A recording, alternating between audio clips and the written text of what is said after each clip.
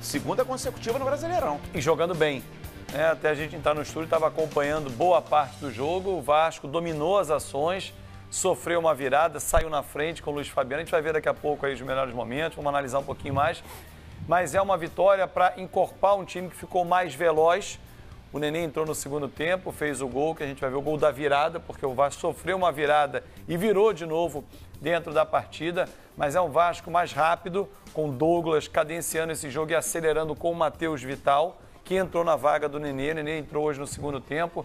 É um outro Vasco, ainda longe dos grandes momentos, mas é uma nova cara que o Milton Mendes tem muita participação nisso, que ele vem trabalhando e vem escolhendo peças certas. Agora, não será surpresa se daqui a um mês o Vasco perdeu o Douglas. Inclusive, ontem já fez a renovação para aumentar a multa rescisória, que dia 20 de junho abre a janela de transferência. É mais importante, né? Um clube como o Vasco precisa de uma grande venda na temporada para equilibrar as contas, né?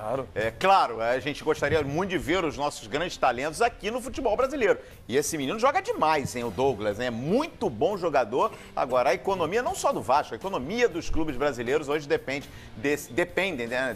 Os clubes desse tipo de negócio. Rodrigo Bueno, que vitória do Vasco, hein, Rodrigo? Uma vitória muito significativa, emblemática, primeiro pela questão histórica, né? Derrota um rival e em São Januário. Tá mantido um tabu também, você falou do tabu em São Paulo. Ah, tem tabu lá também? Tem desde 73, isso. O Fluminense não vence o Vasco em São Januário. Agora são 11 jogos. Não são tantos jogos assim. Vou te falar uma coisa, Rodrigo Bueno. Eu não sabia. Eu nunca vi, então, uma vitória do Fluminense em São Januário, porque eu sou de 73. Não, você não viu. Você pega São Paulo e Palmeiras. O Palmeiras não vence o São Paulo no Morumbi há 15 anos. Foram mais de 20 jogos. Muitos jogos aconteceram lá. Todo ano, praticamente, tem São Paulo e Palmeiras no Morumbi. Vasco e Fluminense em São Januário é mais raro. Esse é o 11º desde 73, mas a verdade é que o Fluminense não vence lá. O Fluminense venceu até com facilidade 2 vezes em outros campos neste ano, mas lá perdeu. Então o Vasco primeiro faz essa questão histórica. E o Vasco, de fato, fez valer o mando de campo, porque a gente vai falar um pouco depois sobre provocações. O Fluminense jogando na cidade do Rio de Janeiro hoje foi muito visitante. Conheceu, de fato, como é Vamos ver os gols? O alçapão de São Januário. Vamos ver os gols, então? Coloca na tela aí a vitória do Vasco sobre o Fluminense. Já já o Savoia vai opinar também sobre esse resultado em São Januário. Olha aí, 25 minutos do primeiro tempo. Luiz Fabiano sendo Luiz Fabiano, hein, Fábio Azevedo? E o Nogueira deu uma grande bobeira nesse lance, né? A gente observa depois com calma. O cruzamento vem da direita do Gilberto, ele atravessa a área, o Luiz Fabiano não consegue alcançar com precisão. O cruzamento veio da esquerda, o Nogueira não sobe. O Luiz Fabiano, autêntico 9, deixa a marca dele do artilheiro. Cabeceou de olho aberto. Consciente, como né? o Rei Pelé ensinou, hein? E aí, ó, pênalti. Primeiro pênalti, ó, a gente tá vendo, ó. Opa, braço esquerdo, né? Ó, agora no detalhe, pênalti pra vocês, Rodrigo Bueno? Pênalti, pra mim pênalti. Nenhuma dúvida? Savoia, pênalti, né? Pênalti, claríssimo. E aí, ó, ceifador. Foi lá o Henrique e descontou. Empatou o jogo naquele momento, né? Empatando o jogo pro Fluminense. Aí o Fluminense vai virar o jogo. Ó, tem mais um pênalti. Vamos tirar a tarde pra gente ver esse lance aí no detalhe? Vamos tirar essa tarde aí, ó. Pra gente ver no replay, ó. Porque aí o pênalti. Opa, e atinge, né? O Gilberto, sem ver, que o Richarlison passava, atingiu ele no alto, dá uma raspada, né? Uma rasteira. Tá certo, uma rasteira. Melhor cobrador de pênalti do futebol brasileiro, hein? O Savoia, você tem dito isso, hein? E o homem teve 100% de aproveitamento no jogo. Bateu 2 vezes, bateu 2 vezes bem. Aí o Kelvin, né? Não, Manga Escobar. Opa, Manga Escobar, é verdade. Deixou o banco também. Mudanças do Milton Mendes, surtindo efeito no segundo tempo, hein? Manga Escobar, ó. Deixou o banco e fez o segundo do Vasco. E empatava o jogo nesse momento. Aí é um erro de marcação, né? Uma dobra de marcação desnecessária. Aí é o gol da vitória. Manga toca pro Nenê. Olha que estrela do Nenê. Ô, Savoia, pra quem tava torcendo o nariz e desconfiado com essa mudança aí do Milton Mendes, colocando o Nenê no banco de reservas, eu acho que hoje o Milton Mendes ganhou crédito, né? Ganhou pontos com o torcedor do Vasco, com direção, com jogadores, porque o Nenê fica com moral, segue com moral no grupo, mas é uma mudança que fez efeito. O Vasco mais rápido e agora com poder de definição com o Nenê entrando no jogo, né? Às vezes é bom, é importante você botar entre aspas, o cara do time no banco também para mostrar para os outros que ali não é questão de nome, de salário, não tá bem, vai pro banco. Aí o cara vai pro banco, volta mais animadinho e acaba jogando um bom futebol. Hoje Ele jogou, entrou no segundo tempo, mas ajudou bastante o time. E você manda um recado para os outros jogadores, né? Se o Nenê vai para o banco, qualquer um outro pode ir também. Ah, isso é importante, hein? Isso é importante. Não tem dono de vaga no time do Vasco, ninguém é absoluto. Isso aí gera uma disputa interessante também dentro do elenco e mantém todo mundo motivado, né? Claro, e é uma disputa saudável, né, para os outros. Para quem está subindo, como o Matheus, que aproveita uma chance. E o Vasco precisava rejuvenescer, oxigenar esse time, dar velocidade. E ele conseguiu com o Matheus. Não que o Nenê não possa voltar daqui a pouco, mas com um time mais veloz, com essa trinca de frente, municiando o fabuloso, né? O Luiz Fabiano, Matheus, Pikachu e também o menino pela direita, o Kelvin. Isso, porque eu estou pensando no Manga, que entrou também muito bem. Você tem essa trinca que municia o Luiz Fabiano, que também, por vezes, faz a troca. O Iago Pikachu, por muitas vezes, ou o Kelvin, eles entram na área e o Luiz Fabiano volta. Como fizeram grandes jogadores, Roberto Dinamite, né, já no meio para o fim da carreira, Evair, que vinham para municiar, né, os velocistas. Então, assim, o Vasco ganha. Quando o Nenê entra, ganha na qualidade da bola dele e ganha na bola parada. Ganha muito. Ganha muito nessa bola lateral.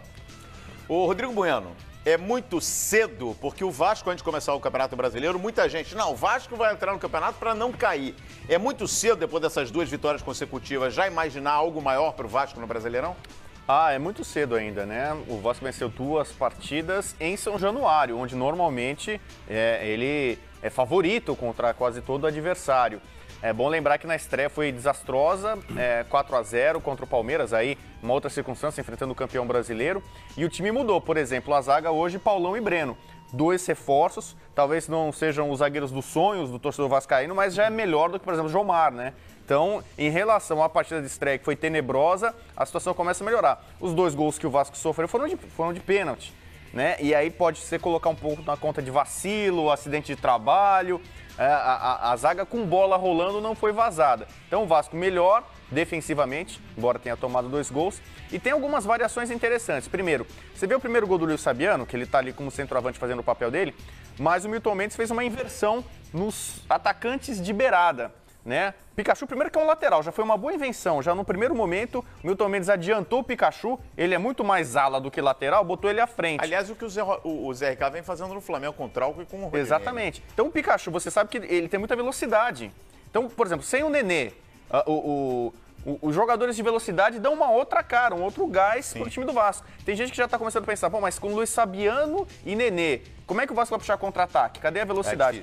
E você vê no primeiro gol, eles inverteram de posição, que era o Kelvin na direita, Pikachu na esquerda. E acabou... O Pikachu indo pra direita. Eles inverteram de posição na frente. E ali saiu o gol do Kelvin. Exatamente. Esquerdo, né? E no segundo tempo, especialmente depois que o Fluminense conseguiu essa virada, o Vasco não tinha outra oportunidade, outra situação, senão partir para cima com as modificações, conseguiu dar a virada em cima da virada. A virada em cima da virada, é isso mesmo, Rodrigo Bueno. Então vamos fazer o seguinte, vamos dar uma olhadinha. Já já a gente vai ao Morumbi, hein? A gente vai ao Morumbi falar muito também do choque rei, Palmeiras e São Paulo e Palmeiras. E o Savoia, hein? Prometeu notícia, prometeu informação, o Tricolor se reforçando. Já já o Savoia vai anunciar, vai cravar aqui no Rodada Forte os reforços que estão pintando aí para a equipe do São Paulo. Então vamos nessa. Melhores momentos de São Januário, a gente começa com um lance logo aos 12 minutos, hein? No primeiro tempo, olha aí, ó, o Jean pega de primeira ali, deu um susto ali, o Cavalieri bem colocado, segurou sem dar rebote. Olha o Vasco, começou bem na pressão, né? Esse é o gol, né, Fábio? Esse é o gol, ela vem a bola da direita, o Pikachu na esquerda recupera, traz para a perna direita que é boa e acha o Luiz Fabiano. Claro, conta com a falha do Nogueira, mas o atacante é isso, olha lá. O zagueiro do Fluminense não sobe. O Nogueira ficou olhando. Não pode. Tinha que ter dado um passo para frente. Encostar no corpo. O Nogueira tem altos e baixos, né? Jogou muito bem o último jogo. Ele tinha falhado no estadual, vocês lembram? Sim. Na primeira derrota do Fluminense contra o Bangu, né? Foi pro Bangu ou Madureira? Foi Madureira. Madureira. E o Nogueira não foi bem naquela partida, mas o Abel recuperou o jogador, né? Entrou bem no último jogo, mas realmente nesse lance aí falhou um pouquinho. A gente tá vendo agora o Fluminense, ó, virou um pouquinho o lado realmente no segundo tempo. O Fluminense voltou mais arrumado. Bronca do Abel, né? O Abel deu uma dura. A imagem do Abel indo pro vestiário, ela é sintomática, né? Fisionomia fechada, o semblante irritado com a atuação do Fluminense. Aí o lance do pênalti, que a gente não tem dúvida, né? Do Jean, ele não consegue tirar o braço. ceifador, que é excelente cobrador de pênalti. O Savoia já destacou, né? Já falou isso, inclusive, acho que na rodada Fox anterior, né? Que ele considera o ceifador o melhor cobrador de pênalti. É impressionante como ele tem uma capacidade de jogar a bola no canto em que o goleiro não está. Ele espera até o último minuto a batida. Aí tem a questão, né? A paradinha, o que ele faz é válido, né? Ele vem caminhando, para, aí ele deixa para finalizar, para bater na bola no último instante. Por isso que ele quase sempre tira o goleiro da jogada. Mas soma o Evair isso. fazia muito isso. O Evair foi um dos melhores batedores de pênalti que eu vi na minha vida. O Evair deixava para bater na bola, definir o canto no último instante. Então o goleiro que cai com ele, já era. Você sabe, o Savoia, há muito tempo atrás, eu me lembro que eu estava muito bem acompanhado, hein? Batendo um papo com ninguém menos que o Zenon, que foi um dos grandes cobradores também da história do futebol brasileiro. E uma frase do Zenon, aliás, um abraço ao Zenon, que deve estar acompanhando a gente lá em Campinas. Enfim, eu lembro que o Zenon, nunca mais esqueci essa frase. Todo goleiro tem o seu pé de apoio na hora da cobrança do pênalti. Se você souber fazer essa leitura do pé de apoio, dificilmente você vai errar um pênalti. É por aí, né, Savoia? É verdade. E falta também, né? Falta porque o goleiro ele fica na barreira se mexendo. Então, se você tiver um mínimo de visão do posicionamento da barreira, você vai saber se ele vai saltar. Você vai se preparar para saltar para a esquerda ou para a direita. E aí você faz a opção. Claro que depende de ângulo, de treinamento, de habilidade, mas é isso mesmo. Agora, eu acompanhei muito treinamento de goleiro e a gente observava os treinadores de goleiro pedindo para o goleiro esperar a definição do atacante. E ao mesmo tempo, pedindo para o atacante esperar a definição do goleiro. Então, é uma guerra de espera, né?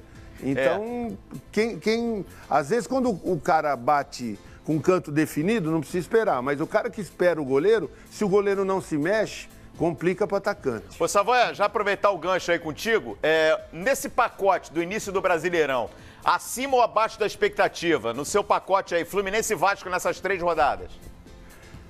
O Vasco acima das expectativas. Eu não esperava tanta resposta do Vasco. Eu acho o Milton Mendes um cara que sabe montar time, ele sabe agrupar o time, né? O Vasco, antes do Milton Mendes, era um time muito espaçado, a defesa ficava muito exposta e ele conseguiu agrupar o time. Vieram alguns reforços também, o Luiz Fabiano está começando a entrar no ritmo de jogo, né? É um matador, não tem mais a mesma velocidade de outrora, mas é um jogador que sabe finalizar. Se a bola chegar e a zaga vacilar, a zaga adversária, ele guarda, ele sabe guardar.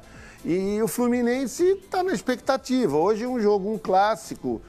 O primeiro tempo foi mal, né? Como foi mal o Fluminense na decisão contra o Flamengo no primeiro tempo, o Abel reclamou muito, e hoje de novo. E no segundo tempo, na chacoalhada do Abel, o Fluminense voltou melhor, virou o jogo e dava a impressão que iria ganhar o jogo. Mas aí, com a entrada do Nenê, né, e também do colombiano, o Escobar, eu acho que a coisa mudou de lógica nos instantes finais. Calheiros. E aí, Fábio, eu tô curioso. E você nesse pacote aí? Eu tô com o Savoia também. O Vasco me surpreende pela sequência de bons jogos, não pelos resultados, por vencer. Joga em casa, tem a pressão do torcedor que pegou o time no colo. Você bota nesse pacote de bons jogos, inclusive o Palmeiras na estreia? O Vasco teve minutos bons ali naquela estreia. Especialmente, né? Especialmente ali. Mas depois que o Cuca conseguiu parar o Douglas, o Vasco não conseguiu avançar e não tinha essa transição. Uma vez conversando com o Gerson Canhotinho de Ouro, que era um exímio cobrador de pênaltis e falta também, ele falou o seguinte: não tem que olhar para a bola está ali, ela não vai sair do lugar. O ceifador faz isso, você repara que ele vai olhando para o goleiro. Ó. Aí caminha, quando chega ali, ele pum. A bola não saiu do lugar, ele vai bater aqui. Então ele vai para um lado, vai para o outro, olhando para o goleiro, encarando o goleiro. Interessante. É uma capacidade do ceifador e é um mérito dele. Agora, o Fluminense perdeu o segundo jogo com a ausência, ele ganhou do Atlético, mas ele perde na ausência do Wellington Silva. Essa velocidade que o Fluminense perde. E hoje a primeira partida também sem o Sornossa, né? Mas o Scarpa está ali, né? Mas mas claro que o Sornossa, se a gente pegar aqui desde o início da temporada, foi uma das melhores, em termos de desempenho, uma das melhores contratações do futebol brasileiro. Os dois equatorianos. O Orejuela e o Sornosa entrou jogando muita bola, né? E agora uma fratura no tornozelo, vai ficar um longo tempo aí 3 parado. meses. E o Fluminense se reorganizando. Sem esse jogador que acabou se transformando, porque não tinha também o Gustavo Scarpa. O Sornosa, Rodrigo Bueno, nesse período se tornou a referência do time. É o rei de assistências, não só do Fluminense, um dos principais assistentes, que nem o cara que dá passe pro gol no futebol brasileiro. Eu vou incluir o Fluminense também como surpresa positiva. Né? O Fluminense é vice-campeão carioca, teve bem perto ali no segundo jogo de ganhar o título do Flamengo. Só que o Fluminense, para mim, tem uma tabela no início muito complicada. Ganhou do Santos, o que não é fácil. O Santos é um time para brigar no mínimo por Libertadores.